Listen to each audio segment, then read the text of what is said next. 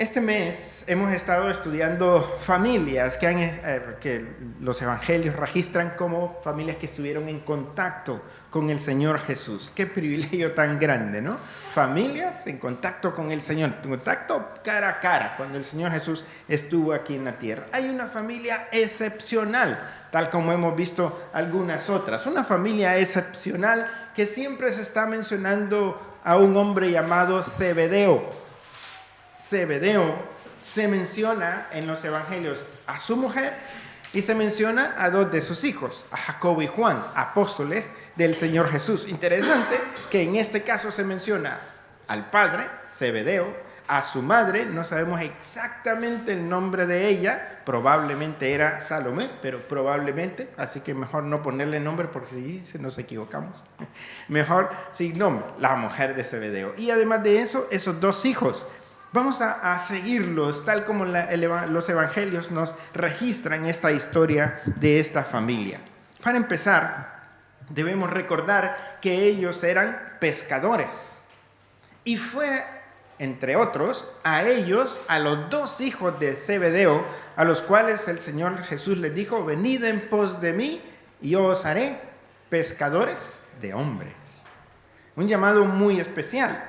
Pero no fue en esa ocasión la primera vez que estos dos personajes tenían contacto con el Señor Jesús. ¿Cómo supieron del Señor Jesús?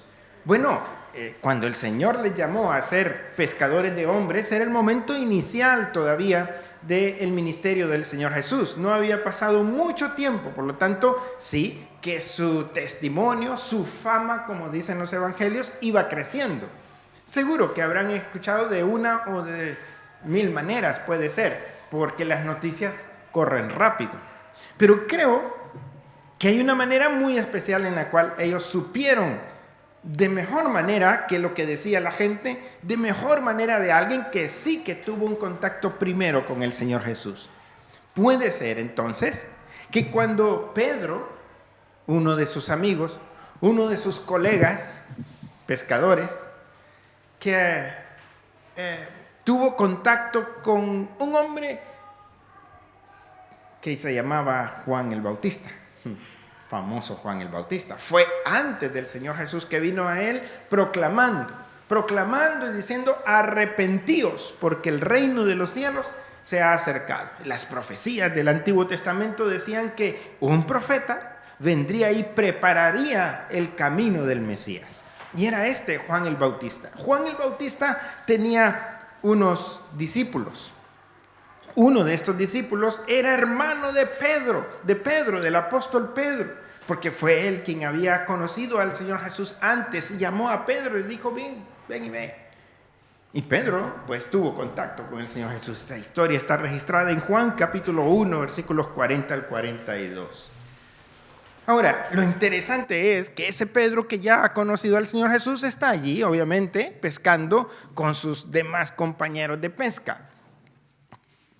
Pedro y Andrés tenían allí una barca y ellos pescaban, ellos dos como pescadores. Por allí, por algún otro lugar, estaba Jacobo y Juan y su padre Zebedeo, que también eran pescadores. Al parecer, ellos tenían un negocio más grande de la pesca, porque tenían jornaleros. Así se menciona en uno de los evangelios. Pues Jacobo y Juan, estos dos, estaban trabajando junto a su padre. Dice Marcos capítulo 1, versículo 19. Y cuando en eso el Señor Jesús se acerca por allí, donde ellos estaban pescando. Y es ahí donde les invita a ser pescadores de hombres. En Marcos capítulo 1, en el versículo 20, dice que el Señor los llamó. Ellos inmediatamente, dice, dejaron a su padre en la barca con los jornaleros y también le siguieron. Notas que su padre tenía un negocio muy grande, tenía gente trabajando para él en ese negocio. Pero fue tan impactante que ellos habían ya conocido al Señor Jesús que dejaron su trabajo, lo dejaron todo, dejaron a su padre, dejaron todo el negocio familiar para seguir al Señor Jesús. Por lo tanto, ya entendemos que aquí tenemos a dos personajes entregados totalmente al Señor. Ahora, hemos estudiado, cuando estuvimos estudiando acerca de los milagros del Señor Jesús, antes de la Semana Santa, estudiamos milagros del Señor Jesús, vimos en el capítulo 5 de Lucas, capítulo 5, vimos la pesca milagrosa, uno de los milagros del Señor Jesús. ¿Por qué sucedió esa pesca milagrosa? Pues entre otras cosas, porque el Señor estaba con aquellos a los cuales estaba llamando para ser pescadores de hombres, esos pescadores de peces que ahora serían pescadores de hombres, y les estaba llamando y mostrando que verdaderamente no era que decía la gente que Él era el Mesías, es que verdaderamente Él era el Mesías. Solamente leo rápidamente algunos versículos del capítulo 5 donde dice, capítulo 5 de Lucas, dice: en cierta ocasión, estando Jesús junto al lago de Genesaret, la multitud se agolpó a su alrededor para oír la palabra de Dios. Él vio dos barcas cerca de la orilla del lago y los pescadores que habían descendido de ellas estaban lavando sus redes. Subiendo a una de ellas, la de Simón, le rogó que se alejara un poco de la orilla. Sentado en ella enseñaba a la multitud. Cuando terminó de hablar, dijo a Simón: rema al lago adentro y echad vuestras redes. Le respondió Simón: Maestro, hemos estado toda la noche trabajando y no hemos pescado nada. Pero puesto que tú lo dices, echaré las redes. Así lo hicieron y recogieron tal cantidad de peces que su red se rompía. Entonces hicieron señas a sus compañeros que estaban en la otra barca para que acudieran en su ayuda. Ellos vinieron y llenaron ambas barcas hasta el punto que casi se hundían. Al ver esto, Simón Pedro cayó de rodillas ante Jesús y dijo: apártate de mí, Señor, porque soy hombre pecador. La gran cantidad de pesca capturada fue causa de que el temor se apoderase de él y de todos los que con él estaban. Lo mismo les ocurrió a Jacobo y Juan, hijos de Zebedeo y compañeros de Simón. Pero Jesús dijo a este: no temas, desde ahora serás pescador de hombres. Después trajeron las barcas a tierra y dejándolo todo, siguieron a Jesús. La narración de esa pesca milagrosa. ¿Por qué sucedió? Bueno, porque Dios está mostrando a aquellos que está llamando quién es Él. Y demuestra que Él es el Señor de todo. Nada, hemos pescado toda la noche. El Señor les dice: mira, hay que echar las redes. Échalas. ¿Cómo sabía el Señor que ahí habían peces? Porque Él es el Señor de todo. Tiene un conocimiento absoluto. Se está demostrando que Él es Señor sobre todo. Además, que Él es el proveedor. ¿Cuántos peces habían? Dice ahí que era tal cantidad que las redes se rompían y hasta las barcas casi se hundían del peso de la cantidad de peces. Dios es el Dios proveedor. Una lección tremenda para nosotros, ¿verdad? Siempre nos hace falta. Pero no, cuidado, no desconfiar del Señor. Él es poderoso para proveer. Eso demuestra el Señor. Él provee. La tercera cosa es que les demuestra que Él es Dios. Cuando ocurrió esto, uno de ellos dice: apártate de mí, Señor, soy hombre pecador. Se parece mucho cuando fue llamado el profeta Isaías, cuando él dijo: mis ojos han visto al Rey, por lo tanto, soy muerto. Le reconocieron como Señor, como Dios. Pero impactante que en el versículo 11 dice: dejándolo todo, siguieron a Jesús. Por segunda vez se nos narra que estos han dejado todo por servir al Señor. Se repite. Por lo tanto, nos hace pensar, cuando el Señor nos llama a seguirle, ¿por qué estamos interesados en seguirle? ¿Para que nos dé? ¿O es al contrario, que tenemos que darle todo? Eso es importante reflexionarlo. Cuando el Señor llama, está pidiendo nuestras vidas. El Antiguo Testamento dice: dame tu corazón. Y el corazón representa ahí la totalidad de la vida. Estos hombres lo entendieron. Entendieron que ese hombre que va allí a la orilla del lago, ese hombre no tiene que ser otro sino Dios mismo. Y por lo tanto lo dejan todo por Él.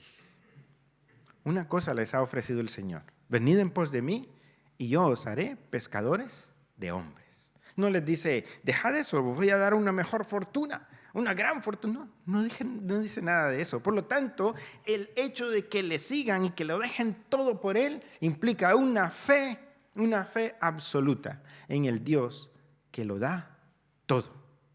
Él se dio totalmente. Y la Biblia dice, y si Dios nos ha dado a su Hijo, ¿cómo no nos dará también con Él todas las demás cosas? Fe absoluta en el Señor. Ahora, por supuesto, ellos están llamados a servir. Ahora, algo que no nos dice esta narración es, ¿qué habrá dicho Zebedeo? Sus dos hijos, Jacobo y Juan, le dicen, chao, nos vamos con el Señor Jesús. Pero si están trabajando, Zebedeo los necesita ahí. Son parte de aquellos obreros que él necesita para que funcione el negocio familiar. Pero ellos lo están dejando todo. No dice nada de la reacción de Zebedeo cuando estos le dejan. No sabemos qué pensaba Zebedeo. ¿Se habrá molestado? Pues no lo dice. ¿Se alegró? Tampoco lo dice. Solo hay un silencio acerca de él. Y el silencio es más profundo todavía porque más adelante veremos que su mujer, la mujer de Zebedeo, también sigue al Señor Jesús. ¿Zebedeo ha quedado solo? ¿O está concediendo que su familia se entregue totalmente al Señor y esa es su entrega? Es muy probable eso, segundo. Ahora, en Marcos capítulo 13 nos da otro detalle sobre estos dos hermanos, Jacobo y Juan. Lo que nos dice ahí es que estos están entre los apóstoles. Es Marcos capítulo 3. En el versículo 13 dice, hablando de Jesús, que después subió al monte y dice, y llamó a quienes él quiso y vinieron a él. ¿Por qué fueron llamados los hijos de Zebedeo? Porque Jesús así lo quiso. Punto. ¿Porque eran mejores que otros? No. Porque era imprescindible que estos siguieran al Señor Jesús. ¿No habían otros como ellos? No, había muchos más. De hecho, discípulos del Señor Jesús habían muchísimos. Pero Él escogió a 12. ¿Por qué? Dice ahí, porque Él así lo quiso. Y Él no solamente quiso que fuesen sus discípulos, sino que mira lo que dice los versículos 14 y 15. Marcos 3, versículos 14 y 15 dice, designó entonces a 12 para que estuvieran con Él y para enviarlos a predicar y que tuvieran el poder de echar fuera demonios. Es decir, les concede autoridad. El Señor quiso llamarles porque quería que estuviesen con Él, porque además de eso decidió enviar a estos a predicar y además les concede el poder de echar fuera demonios, es decir, enfrentarse a poderes espirituales, peligrosos, terribles, porque estamos hablando ahí del poder de las tinieblas. Pero a estos les es concedido por el Señor de todo, aquel que se presentó así en la pesca milagrosa, les está entregando autoridad para que cumplan su ministerio, porque el Señor así lo quiso. Eso es importante también para que nosotros lo reflexionemos. Cuando el Señor nos llama, cuando te llamó para ser su hijo, piensa, ¿qué quería Dios de ti? ¿Por qué te llamó? ¿Por qué tuviste contacto con el Evangelio? Siendo que en el mundo entero hay muchísimos millones de personas que no conocen nada del Señor Jesús, pero el Señor tuvo misericordia de ti, de mí, de nosotros. Nos llamó, ¿para qué? Primero, porque Él así lo quiso. Él es soberano. Pero lo segundo es que quiere que le sirvamos. Quiere usarte a ti y a mí para que seamos sus testigos fieles.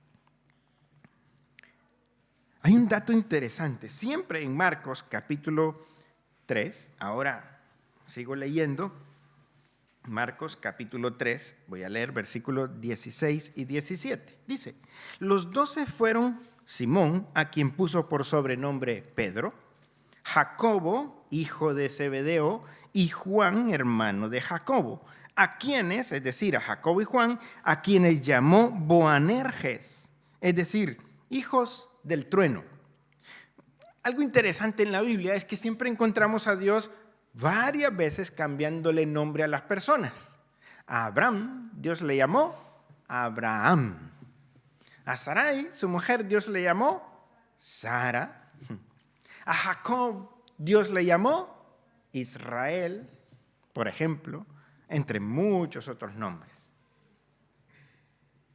Cefas, Pedro. Le cambió el nombre. Y a estos dos, a Jacobo y Juan, los hijos de Zebedeo, Dios les llamó Boanerges. Eso quiere decir, dice ahí, nos traduce, quiere decir hijos del trueno. Parece un apellido, un nombre, porque le llamó hijos del trueno. Un poco raro, ¿no? Pero sí que obviamente hay una explicación. Es que en Lucas capítulo 9,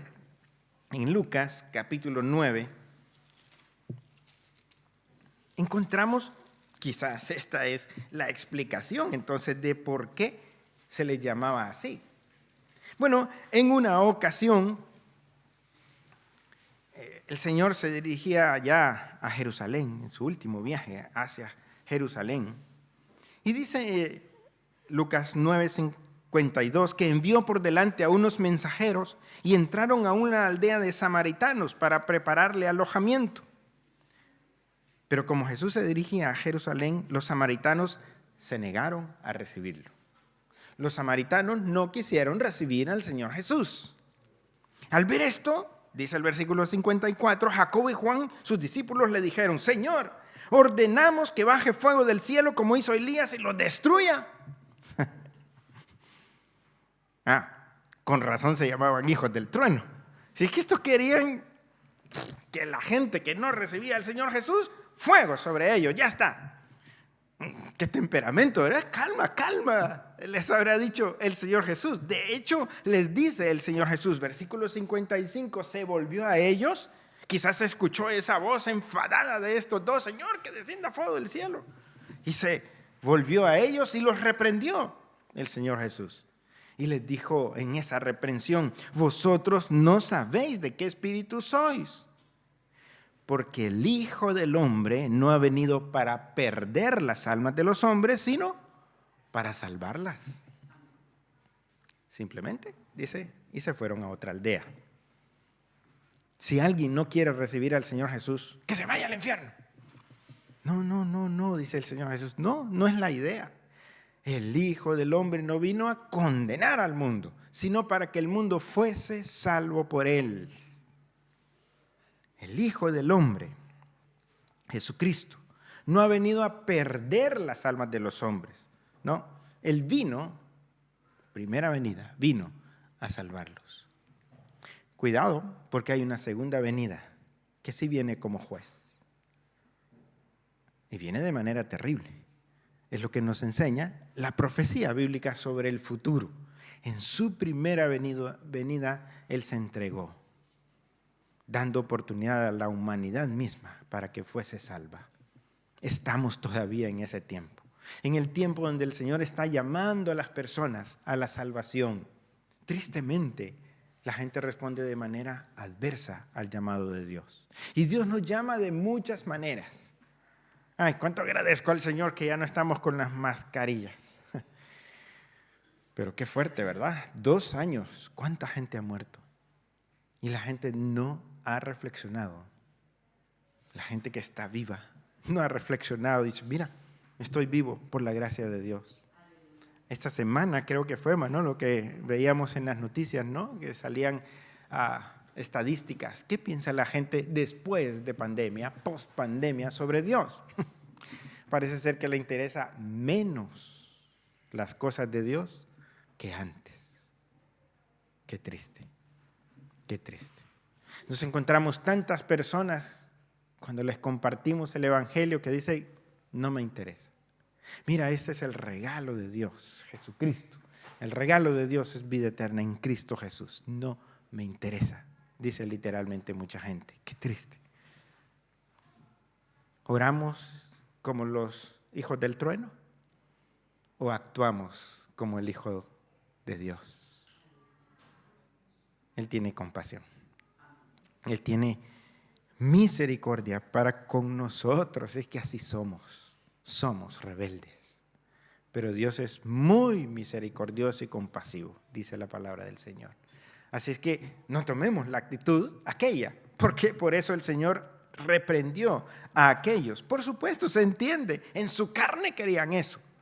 Pero el Señor dice, no, esta no es la actitud. Aprendamos de lo que el Señor Jesús nos dice.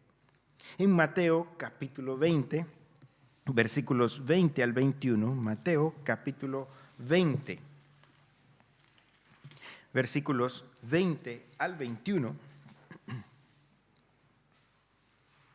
dice, por entonces la madre de los hijos de Zebedeo, aquí se menciona a la mujer de Zebedeo, a su vez madre de Jacobo y Juan. Pues ésta se acercó con sus hijos a Jesús y se postró ante él para pedirle algo. Qué bien. Una mujer que reconoce que Jesús es el Señor. Una madre que va a pedir por sus hijos. Bueno, aquí hay muchas madres y padres. Muchas madres. Vamos a referirnos especialmente a las madres. Si tuvieses al Señor Jesús literalmente, cara a cara, frente a frente, y tienes a tus hijos ahí, ¿qué le pedirías para tus hijos? ¿Qué le pedirías? Señor, dale un trabajo a mi hijo. Señor, que salga bien en los exámenes el otro. Señor, que mi hija pueda tener, qué sé yo, los sueños de su corazón. No le pedirías eso. Pues aquí hay una buena madre pidiéndole algo para sus hijos. ¿Qué sabe esta mujer acerca de Jesús? Que es el Señor. Por lo tanto, se acerca a Él respetuosamente. Mira lo que dice el versículo 20.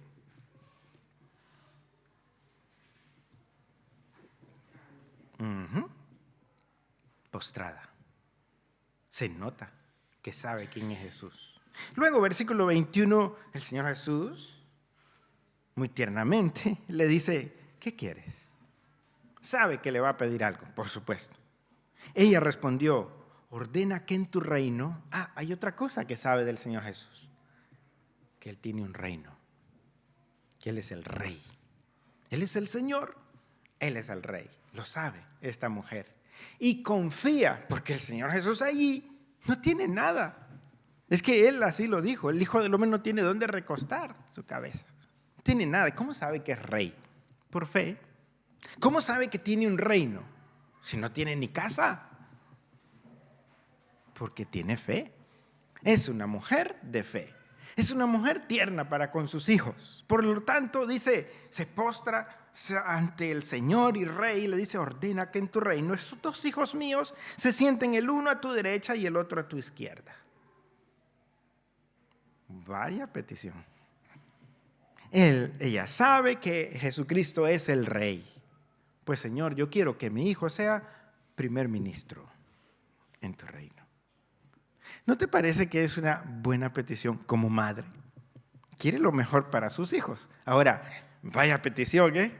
Porque lo que dice más adelante es que cuando los apóstoles escucharon esto, versículo 24, entonces dice, cuando los otros 10 discípulos oyeron esto, se enojaron contra los dos hermanos. Se nos adelantaron esto. Yo quería ser el primer ministro, ¿no? Y ya se adelantó esta mujer. No sabemos qué exactamente dijeron, pero sí se enfadaron. Todos querían el primer lugar en el reino. ¿Quién no, verdad? Pero el Señor de nuevo tiene que enseñarles algo más. Versículos 22 y 23. Aquí vienen las lecciones del Señor. Jesús le dijo, no sabéis lo que pedís. Bueno, esto dice la palabra del Señor, no de la mujer de Zebedeo, dice de nosotros. Dice que pedimos, pero pedimos mal. ¿Cuántas veces me habrá dicho el Señor, no sabes lo que pides? Quizás hoy en la mañana Le pedí algo y me dice, ay, chico, no sabes lo que pides. Somos torpes, la verdad, hasta para orar. Bien, dijo uno de los discípulos, Señor, enséñanos a orar. Jesús le dice, no sabéis lo que pedís. Pregunta el Señor Jesús. Vaya pregunta también. ¿Podéis beber del vaso que yo he de beber y ser bautizado con el bautismo que soy bautizado? ¿A qué se refería el Señor Jesús? Pues en un gran resumen se está refiriendo a su muerte. ¿Podéis pasar por ese trago amargo? ¿Podéis entregarlo todo? Ya han dejado a su padre, a sus barcas, las redes, a los jornaleros de su padre. Pero podéis dar la vida, literalmente. Ellos contestaron, ¿podemos? Él les dijo, bien, de mi vaso beberéis. Y con el bautismo con que soy bautizado, seréis bautizados. Petición contestada. ¿Cuál? ¿La de ser primeros en el reino? No. La de dar la vida por todos. Como dijeron ellos, ¿podemos? Pues bien, vais a dar la vida por mí. Dar la vida por Él. A eso nos llama el Señor. Antes de pedir, pensemos, ¿estoy dispuesto a darlo todo por el Señor? Segunda cosa, dice el Señor, pero el sentaros a mi derecha y a mi izquierda, no me corresponde a mí otorgarlo, sino que es para quienes así lo ha dispuesto mi Padre. Cuando los otros 10 oyeron esto, se enojaron contra los 2 hermanos. Entonces Jesús los llamó ahora a todos y les dijo, sabéis que los gobernantes de las naciones se enseñorean de ellas y los que son grandes ejercen sobre ellas potestad. Esos son los políticos, los que quieren primeros lugares. El primero de la foto. Típico, ¿no? Normal, sí. Por eso están ahí, porque quieren ser los primeros, gobernar. El Señor dice, mira, esta es una actitud de los que quieren los primeros lugares. Deja esa actitud. Aquí no se trata de ser el primero, el más grande entre los demás. Aquí solo hay uno que es grande. ¿Quién es? Aquel que en la pesca milagrosa demostró que es el Señor de todo y sobre todo. Solo hay uno grande. Uno. Los demás tenemos que postrarnos. No querer ser más importante. No hay otro lugar, no hay un segundo lugar importante. Solo hay uno. Tercera lección, versículos 26 y 27. Pero entre vosotros, les dice el Señor Jesús, no será así, sino que el que quiera hacerse grande entre vosotros será vuestro servidor. Y el que quiera ser el primero entre vosotros se hará vuestro siervo, literalmente vuestro esclavo. Humillarse. 3 lecciones que va diciendo el Señor Jesús. Primero, dar la vida por Él. Segundo, deja esa actitud de grandeza. Tercero, humíllate. No es fácil, ¿eh? Lo que el Señor está diciendo no es fácil. Y versículo 28 dice, así de la misma manera que el Hijo del Hombre, que no vino para ser servido, sino para servir y para dar su vida en rescate por muchos. Es decir, imita a Cristo. La actitud de Cristo. Tienes que tener el carácter de Cristo. Él vino para servir, para dar su vida en rescate por muchos. Si pienso, pero es que me pide mucho, es que Él ya lo dio todo. Se dio Él a sí mismo por nosotros. Llamados estos dos a servir, llamados entonces a dar la vida por el Señor, llamados a dejar las actitudes de grandeza, llamados a humillarse, llamados a imitar a Cristo en todo. ¿Qué habrán hecho estos ante estos retos tan grandes? Pues la Biblia lo cuenta. ¿Qué hicieron ellos? Mira, En Mateo siempre, capítulo 26, versículos 37 y 38. Mateo 26, versículos 37 y 38. Unas horas antes que el Señor Jesús fuese arrestado para luego, más adelante, ser llevado a juicio y posteriormente a la cruz. Dice Mateo 26, versículos 37 y 38. Jesús se llevó consigo a Pedro y a los dos hijos de Zebedeo y comenzó a entristecerse y a angustiarse en gran manera. Entonces les dijo: mi alma siente una tristeza de muerte. Quedaos aquí y velad conmigo. Estudiamos este pasaje de la Biblia en Semana Santa y pensábamos, reflexionábamos acerca del profundo dolor del Señor Jesús. En su carne Él necesitaba gente que estuviese cerca de Él y escoge a tres que siempre estaban cerca de Él: a Pedro, a Jacobo y a Juan, los hijos de Zebedeo. Así que estos dos estuvieron muy, muy cerca del Señor Jesús en los momentos críticos antes de la cruz. Capítulo 27 de Mateo siempre, versículos 55 y 56. Mateo 27, versículos 55 y 56. Dice: muchas mujeres que desde Galilea habían seguido a Jesús para servirlo estaban allí, mirando de lejos. ¿Dónde allí? Al pie de la cruz. Entre ellas estaban María Magdalena, María la madre de Jacobo y de José, y la madre de los hijos de Zebedeo. La otra de la familia, ¿no? La madre. Aquella que pidió esa cosa tan grande para sus hijos. Estaba ahí, al pie de la cruz. Es que entendió el mensaje del Señor cuando dijo: hay que darlo todo, ¿eh? Hay que seguir al Señor con todo. Y siguió al Señor hasta la cruz. Impresionante esa mujer, ¿eh? Capítulo 21 de Juan. San Juan, capítulo 21.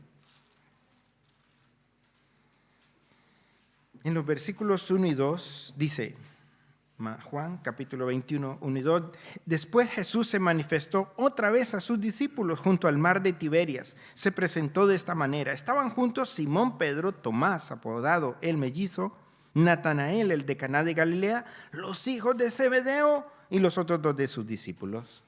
Y ahí se presenta el Señor Jesús resucitado. Otra vez volvemos a encontrar a los hijos de Zebedeo. Estuvieron horas antes con Jesús, antes de la cruz. Ahí estuvieron, al pie de la cruz. Ahí estaba su madre y ahí estaba Juan también, y ahí estaban los discípulos. Y ahora les vemos ya viendo al Señor Jesús resucitado. El Señor se manifiesta a ellos. Ellos están pescando, fíjate, en esa ocasión, y tampoco han pescado nada. Así que en el versículo, o los versículos 6 y 7, Jesús les dijo: echad la red a la derecha de la barca y hallaréis. Ellos la echaron y la cantidad de peces era tal que ya no podían sacar la red. Entonces el discípulo a quien Jesús amaba le dijo a Pedro: es el Señor. Simón Pedro, cuando oyó esto, se puso la ropa y se echó al agua. Otra vez una pesca milagrosa, segunda pesca milagrosa. ¿Por qué? Porque Jesús quiere recordarles quién es Él. ¿Qué les recordó en la primera pesca milagrosa? Que Él es el Señor de todo, que Él lo merece todo. Resucitado, vuelve, repite la historia, el milagro mismo en otro escenario, pero al final lo mismo, una pesca milagrosa para recordarles que Él es Señor sobre todo, que Él es el proveedor, que Él es Dios, que Él es el Señor digno de ser seguido. ¿Le siguieron en verdad estos? Mira lo que dice Hechos capítulo 12. Hechos capítulo 12. En los versículos 1 y 2. Hechos 12, 1 y 2 dice: por aquellos días el rey Herodes hizo apresar a algunos miembros de la iglesia para maltratarlos. Mira el versículo 2. Mató a espada a Jacob, hermano de Juan. Sí que fueron hasta el final. Jacobo, hijo de Zebedeo, hermano de Juan. Según nos narra la palabra del Señor, es el primero de los apóstoles que está registrado en la Biblia que fue mártir, que murió por la causa de Cristo. Murió a espada por la causa de Cristo. En verdad entendió aquello de darlo todo por el Señor. Fue hasta el final. ¿Y qué decir de Juan? Bueno, de Juan tenemos mucha información. Ya necesitaríamos más tiempo para hablar de Juan, pero haciendo un gran resumen, ese es de quien él mismo dice, este es el discípulo a quien el Señor Jesús amaba. Este es quien se recostó en el hombro del Señor Jesús. Este es el anciano, así se llama a sí mismo, el anciano, porque fue el último de los apóstoles, el que vivió, el que fue más longevo y que en su vejez extrema estaba en la isla de Patmos. Allá, una isla para presos, preso por la causa de Cristo. Él fue a quien el Señor lo usó para escribir el Evangelio de Juan. Él fue a quien el Señor lo usó para escribir primera, segunda y tercera de Juan. Él fue quien escribió el libro de Apocalipsis porque Dios así lo quiso. Simple y sencillamente. Porque Dios le quiso dar una larga vida. El primero, al parecer, que murió de los 12 fue su hermano Jacob. El último de los 12 que murió, Juan. Interesante. Marcan un principio de mártires y un final de entre los apóstoles, porque hasta el día de hoy sigue muriendo gente por la causa de Cristo. ¿Qué aprendemos de esta historia? Creo que esta es una familia excepcional, aprendiendo a servir a Jesús. Con sus tropiezos, ¿verdad? Con sus peticiones erradas, como nosotros al final. Con sus fallos, pensando, aquí lo mejor es destrucción para el que no cree. Tal vez nosotros hemos pensado así más de alguna vez. Como nosotros, gente como nosotros. Pero ¿cómo les usó el Señor? Debemos aprender a servir al Señor como ellos. Una familia entregada al Señor hasta la muerte. Tremendo ejemplo. Una familia excepcional. Oremos. Padre que está en los cielos, nos impresiona en verdad seguir la pista de algunos personajes bíblicos que vemos que lo dieron todo en verdad, todo, absolutamente, que estuvieron dispuestos hasta morir por la causa de Cristo. Así lo hicieron. Entendieron que no se trata de primeros lugares, por el contrario, se trata de una vida de servicio. Servicio al Señor, al Rey de Reyes, aquel que lo provee todo y por lo tanto que en quien no debe haber, en nosotros, en los seguidores suyos, no debe haber afán, sino confianza plena. Ayúdenos, Señor, no solo a reconocer que es Dios, sino a llevar a otros al conocimiento de quién es el Señor. Ayúdenos a seguirle hasta el final y ayúdenos a que como familias podamos rendirnos ante usted. Nos rogamos, ayúdenos Dios a seguir estos ejemplos magníficos y que podamos vivir para la gloria de su nombre. En Cristo Jesús. Amén. Amén. Que el Señor los bendiga.